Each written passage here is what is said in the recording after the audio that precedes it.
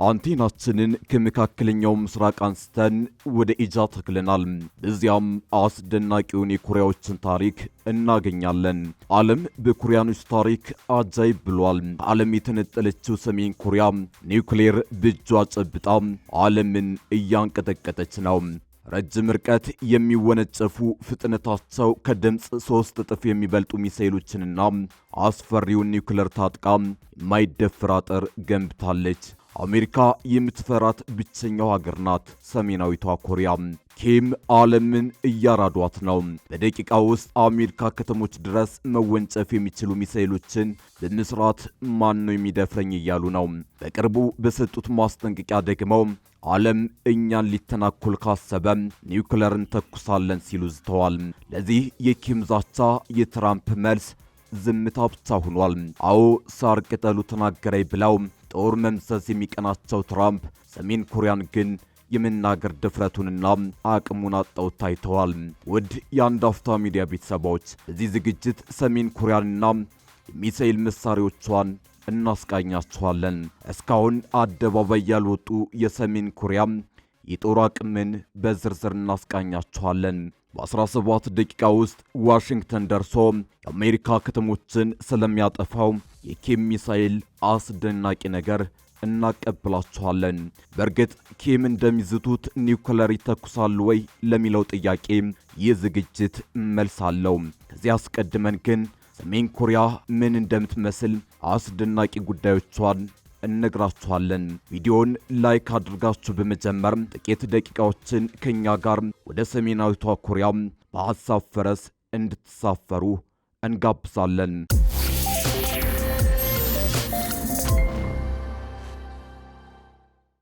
ሰሜን ኮሪያን በተመለከተ በምዕራባውያን ሚዲያዎች ተወርተው በአብዛኛው ሰው የሚታመኑ ብዙ ተረት መሳይ ወሬዎች አሉ።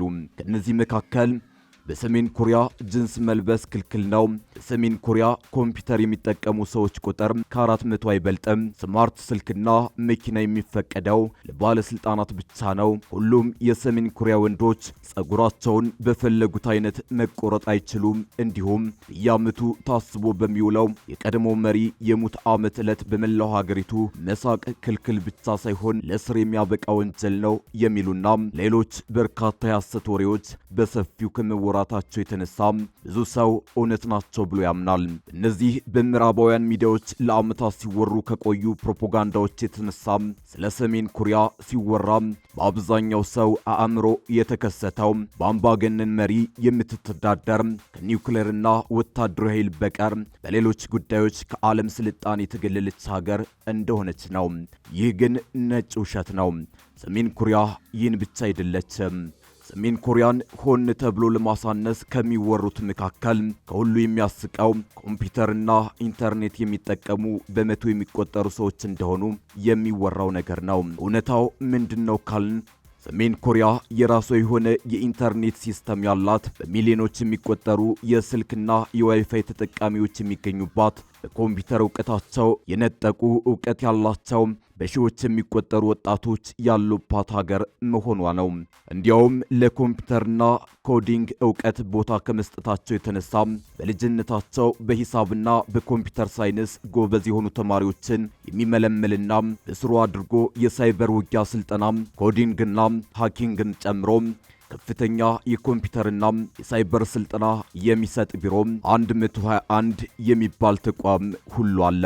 በርካታ ስያሜዎችን በመጠቀም የተለያዩ የሳይበር ጥቃቶችን የሚፈጽመው ቢሮ 121 ከ2 ዓመት በፊት ወደ ናሳ የመረጃ ቋት በመግባትና መረጃዎችን በመውሰድ በአሜሪካ ፍትህ ሚኒስቴር በሰሜን ኮሪያ ላይ ክስ መስርቶ እንደነበር የቅርብ ትውስታ ነው። በ2004 ተፈጽሞ በነበረው በዚህ የሳይበር ጥቃት እነዚህ የሰሜን ኮሪያ ሃከሮች ማዩ በተባለ የረቀቀ ቫይረስ አማካኝነት የናሳን የኮምፒውተር ሲስተም ሰብረው ከገቡ በኋላ የናሳ የሳይበር ጥበቃ ክፍል ሳይወቅባቸው ለ3 ወራት ተደብቀው በመቆየት 17 ጂቢ የሚሆን ጠቃሚ መረጃ መውሰድ ችለው ነበር። እንግዲህ ኢንተርኔት የለም፣ ኮምፒውተር የሚባል ነገር የሚያውቁት የሰዎች ቁጥር ከ400 አይበልጥም ሲባል የምንሰማው የሰሜን ኮሪያ የኮምፒውተር ዕውቀት የዚህን ያህል ነው። አስደናቂ የሳይበር ዕውቀት ያላቸው እነዚህ የቢሮ 121 ሃከሮች አንድ ጊዜ ደግሞ የደቡብ ኮሪያን መከላከያ ሚኒስቴር የኮምፒውተር መረብ ጥሰው ገብተው ነበር። ሀከሮቹ እጅግ ጥብቅ ቁጥጥር በሚደረግበት ወደ ደቡብ ኮሪያ መከላከያ ሚኒስቴር የኮምፒውተር ሲስተም ከገቡ በኋላ የአሜሪካና የደቡብ ኮሪያ ጦር በጋራ ያዘጋጁትን ኦፕሬሽን ፕላን 515 የተባለውን የጦር ዕቅድ መንትፈው ወስደዋል። ይህ ዕቅድ ሰሜን ኮሪያ ወረራ ብትፈጽም እንዴት ምላሽ እንደሚሰጥና የሰሜን ኮሪያን መሪዎች ለማጥፋት የታቀደ ሚስጥራዊ ሰነድ ነበር እና ምዕራባውያን ሚዲያዎች አንሳ እንድትታይ የሚሞክሯት ኮሪያ ምድር ላይ ያለው እውነታ የሰማይና የምድር ያህል የተራራቀ ነው። ስለ ሰሜን ኮሪያ ይህን ካልን ዘንድ የጦር መሳሪያዎቿን አስደናቂ ምንነት በጥቂቱ እንመልከት። ኪም ጆንግ ኡን ከምንም በላይ ለወታደራዊ ጉዳዮች ቅድሚያ የሚሰጡና በዚያም ወታደራዊ ቁጥጥር ያለባት ሀገር የፈጠሩ መሪ ናቸው። ኪም ሁሌም ቢሆን ለጠላት ተዘጋጅተህ ጠብቅ የሚል መርህ አላቸው። አሜሪካና ደቡብ ኮሪያ ይወሩኛል በሚል ስጋት ዕለት ከዕለት የሚንቀሳቀሱ ናቸው። በዚህም በየጊዜው አስደናቂ ሚሳኤሎችንና አስፈሪ ኒውክለሮችን ይፋ ያደርጋሉ። የተባበሩት መንግስታት ድርጅትና ጎረቤት ሀገራት የኒውክለር መርሃ ግብሯን እንድታቆም የሚያቀርቡትን ጥሪ የማትቀበለው ሰሜን ኮሪያ መሳሪያውን ለጠላቶቿ ጠንካራ ጋሻ አድርጋ ትመለከተዋለች። ሰሜን ኮሪያ የኒውክለር ጦርን ለመሸከም የተነደፉትን የተለያዩ የባሊስቲክ ሚሳኤሎችን እያለማች ነው። ሚሳኤሎቹ የአሜሪካ አጋሮችን ደቡብ ኮሪያንና ጃፓንን ለመምታት እንዲሁም የአሜሪካን የጦር ሰፈሮች ሊያጠቁ የሚችሉ የረጅም ርቀት መሳሪያዎች ናቸው። ፒዮንግያንግ ኒውዮርክን ወይም ዋሽንግተንን መምታት የሚችሉ አህጉር አቀፍ ባሊስቲክ ሚሳኤሎችንም እየሰራች ነው። ሐዋሶንግ 17 የተባለው አዲስና ጥልቅ ሚሳኤል በጥቅምት ወር የሰራተኞች ፓርቲ 75ኛ ዓመት በዓል ላይ በወታደራዊ ሰልፍ ላይ ታይቷል። የነዳጅ ቴክኖሎጂን የሚጠቀም አህጉር አቋራጭ ባሊስቲክ ሚሳኤል በማምረት ላይ የምትገኝ ሲሆን አሜሪካ መተኮሱን እንዳታውቅ የሚያደርግ ቴክኖሎጂ አለ ነው የተባለው። ባለሙያዎች እንደሚገምቱት ሰሜን ኮሪያም ከ40 እስከ 50 የሚደርሱ የኒውክለር ጦር አላት ይላሉ። በ2021 ሀገሪቱ 6 የኒውክለር ሙከራዎችን አድርጋለች። አሜሪካ፣ ጃፓንንና ደቡብ ኮሪያ ፒዮንግያንግ በቅርቡ ሌላ ሙከራ ታደርጋለች ብለው ይጠብቃሉ። ሰሜን ኮሪያ በርካታ የጦር ራሶችን መሸከም የሚችሉና የአየር መከላከያዎችን ማምለጥ የሚችሉ አህጉር አቀፍ ባሊስቲክ ሚሳኤሎችን ታመርታለች ተብሎ ይጠብቃል። ኪም የባህር ሰርጓጅ መርከቦችን ለመስራት ጥረት አድርገዋል የተባለም ሲሆን በቅርቡ አዲስ ሰርጓጅ መርከብ ለማሰማራት በጉጉት እየተጠባበቁ ነው ተብሏል። ይህም ሚሳኤሎችን ማስወንጨፍ እንደሚችል ባለሙያዎች ይናገራሉ። ተመሳሳይ ከሳምንታት በፊትም ከደቂቃዎች አሜሪካ የሚደርሱ ሚሳኤሎች ይፋ አድርገዋል። ሚሳኤሎቹ ረጅም ርቀት የሚወነጨፉ ከባሊስቲክ ሚሳኤል በተለየ መልኩ አቅጣጫቸውን በመለዋወጥ ከማይጠበቅ ማዕዘን ለማጥቃት የሚያስችል ነው። ይህም ሰሜን ኮሪያ የኒውክለር ጦር መሳሪያዎችን ለመተኮስ በጣም በርካታና የተራቀቁ ዘዴዎችን እንደምትከተል ያሳያል። ሰሜን ኮሪያ በቅርብ የሞከረችው ክሩዝ ሚሳኤል በ2 ሰዓታት የበረራ ጊዜ 1500 ኪሎ ሜትር ርቀት ይጓዛል። ባሊስቲክ ሚሳኤል ግን ይህን ያህል ርቀት ለመጓዝ የሚወስድበት የደቂቃዎች ጊዜ ነው። ሰሜን ኮሪያ በዚህ ክሩዝ ሚሳኤል ላይ ፍላጎት ያሳደረችው የተቃዋሚዎቿ አስቸጋሪነት ሳቢያ ሊሆን ይችላል። ክሩዝ ሚሳኤሎች በአገልግሎታቸው ባሊስቲክ ሚሳኤሎች ይለያሉ። እነዚህ ሙከራዎችም የሚያሳዩት ምንም እንኳን ኪም ሀገራቸው የገጠሟትን ችግር እየታገሉ ቢሆንም የኒውክለር አቅሟን ለማሳደግ አሁንም ቁርጠኛ መሆናቸውን ነው። በመሆኑም በሰሜን ኮሪያ ቅድሚያ የሚሰጣቸው መሰረታዊ ጉዳዮች ላይ ለውጥ ካልታየ ወይም አሜሪካ የተሳካ ዲፕሎማሲያዊ ግንኙነት ካልተደረገ በስተቀር ፒዮንግያንግም አቅሟን ማሻሻልና ማጠናከሯን እንደምትቀጥል ይጠበቃል። የተባበሩት መንግስታት የጸጥታው ምክር ቤት ማዕቀብ ሰሜን ኮሪያ ባሊስቲክ ሚሳኤሎችን እንዳትሞክር ይከለክላል። ነገር ግን የሚከለክለው በዚህ ሳምንት የሞከረችውን ክሩዝ ሚሳኤልን አይደለም። ምክንያቱ ደግሞ ባሊስቲክ ሚሳኤሎች ትልቅና ኃይለኛ የሆኑ ጭነቶች መሸከም ስለሚችሉ ረጅም ርቀት ስለሚጓዙና ፈጣን በመሆናቸው በለጠ አስጊ እንደሆኑ ስለሚታሰብ ነው። ነገር ግን የመጨረሻ መዳረሻቸው ላይ የመንቀሳቀስ ውስን አቅም ካላቸው ባሊስቲክ ሚሳኤሎች ይልቅ ክሩዝ ሚሳኤሎች ወደ ምድር ሲወርዱ ወደ ተለያየ አንግል በመዘዋወርና በጉዟቸው በመዘዋወር ባልተጠበቁ ማዕዘኖች ለማጥቃት ያስችላሉ።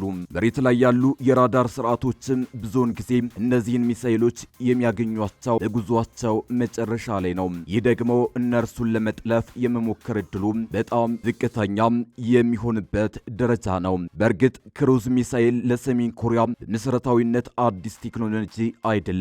ለዓመታት ከሶቪየት የመነጩ ጸረ መርከብ ክሩዝ ሚሳኤሎችን ሞክራለች፣ አሻሽላለች።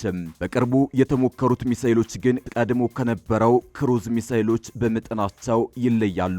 እነዚህ ክሩዝ ሚሳኤሎች ሰሜን ኮሪያ በዘርፉ ያደረገችው ሰፊ ጥረት አንድ አካል ናቸው። የዓለም አቀፉ የአቶሚክ ኢነርጂ ኤጀንሲ ዋና ዳይሬክተር በቅርቡ እንደገመገሙት ፒዮንግያንግ የጋዝ ግራፋይት ስራዋን በዮንግ ፒዮን ኮምፕሌክስ እንደገና ጀምራለች። ይህም ለኒውክሌር ጦር መሳሪያ የሚውለውን ፕሉቶኒየም ማምረት መጀመሯን ያሳያል።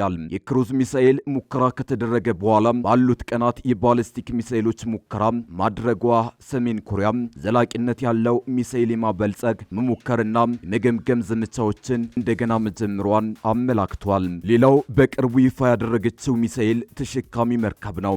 ይህ 5000 ቶን የሚመዝነውና ቾይ ሂዮን የተሰኘው አዲስ የጦር መርከብ ገና በይፋ ስራ ሳይጀምር ነው ይህን አስደንጋጭ የሚሳኤል ሙከራ ያካሄደችው።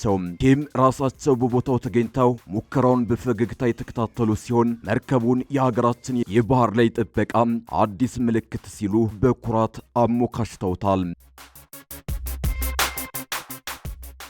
ነገሩ የባሰ አስደንጋጭ የሚሆነው ደቡብ ኮሪያ እንዳጋለጠቸው እነዚህ ስትራቴጂካዊ የተባሉት ሚሳኤሎች የኒውክሌር አረር መሸከም የሚችሉ መሆናቸው ነው። ኪም በጉብኝታቸው ወቅት ጠላቶቻቸውን የሚያስጠነቅቅ ቆፍጠን ያለ መልእክት አስተላልፈዋል። የባህር ኃይላችንን በኒውክሌር መሳሪያ የምታጠቁ ስራ በሚገባና በሚያስደስት ፍጥነት እየተከናወነ ነው ብለዋል።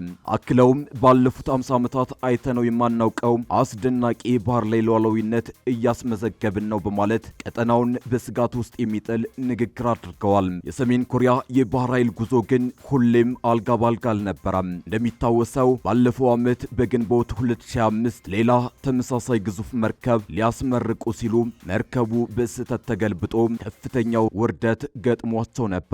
ያኔ ኪም በንዴት አብደው ጉዳዩን ወንጀልና ከፍተኛ ቸልተኝነት ሲሉ የባለስልጣኖቻቸውን ቁም ስቅል አሳይተው እንደነበር አይዘነጋም። ያ አሳፋሪ ክስተት የመርከቡን አካል ክፉኛ ጎድቶት የነበረ ቢሆንም አሁን ግን ያንን ውድቀት ተበቅለው በአዲስ የጦር መርከብ ጀብዱ ተመልሰዋል። ይህ ሁሉ የጦር መሳሪያ ፉከራ በሚካሄድበት ሰዓት ኪም ለህዝባቸው ኑሮን ለማሻሻል ቃል መግባታቸው ሌላው አነጋጋሪ ጉዳይ ነው። ሰሞኑን በተካሄደ የፓርቲያቸው ጉባኤ ላይ ኢኮኖሚያችንን ማሳደግና የህዝባችንን ኑሮ ማሻሻል አስቸኳይ ታሪካዊ ግዴታችን ነው፣ አንዲትም ሰከንድ ማባከን የለብንም ሲሉ ተናግረዋል። ሆኖም ሰሜን ኮሪያ አሁንም ቅድሚያ የምትሰጠው ከአሜሪካና ከደቡብ ኮሪያ የሚመጣባትን ጫና ለመቋቋም ስትል የኒውክሌርና የጦር ኃይሏን ማፈርጠም ላይ መሆኑ የአደባባይ ሚስጥር ነው። ህዝቡ በድህነት እየማቀቀ ቢሆንም የኪም ትኩረት ግን አሁንም ወደ ሰማይ በሚተኮሱ ሚሳኤሎች ላይ ነው። እንደ አሜሪካ የመከላከያ መረጃ ኤጀንሲ ግምገማ ሰሜን ኮሪያ በዓመት ከ7 እስከ 11 ቢሊዮን ዶላር ታወጣለች። ይህም ማለት ሀገሪቱ ለጦር ኃይሏ የምጣኔ ሀብቷ ከ20 እስከ 30 በመቶ የሚሆነውን ታወጣለች። የተጣለባት ዓለም አቀፋዊ ማዕቀብ ጉዳት ቢያደርስባትም ሰሜን ኮሪያ የታገዱ ምርቶቿን በድብቅ ትሸጣለች ተብሏል። የኪም አገዛዝ በሳይበር ወንጀል ወደ 2.3 ቢሊዮን ዶላር ገደማ አከማችቷል ተብሎም ይታመናል።